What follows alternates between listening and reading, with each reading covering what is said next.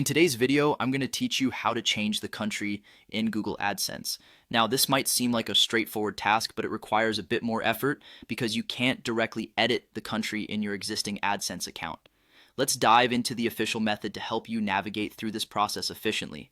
Firstly, you need to close your current AdSense account. It might sound drastic, but it's the only official way to make this change. To begin, head over to your AdSense settings. This is where the whole process starts. Once you're in the settings, you will need to select Account, navigate to Account Information, and then choose Close Account. It's important to follow the on-screen instructions carefully to ensure your account is closed correctly. Completing this step is crucial, so take the time to follow each prompt as the interface guides you. Next, after you've completed the closure, you'll be ready to create a new AdSense account. Patience is key here because you must wait until your previous account is fully closed before proceeding.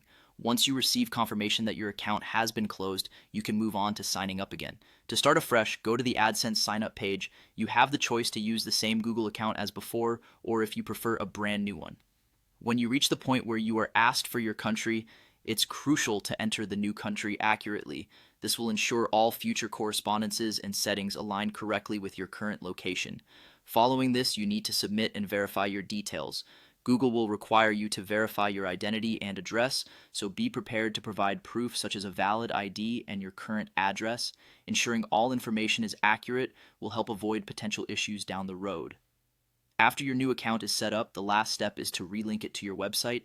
This is important to ensure that your web properties are properly connected to your newly created AdSense account, allowing for a seamless transition in monetization.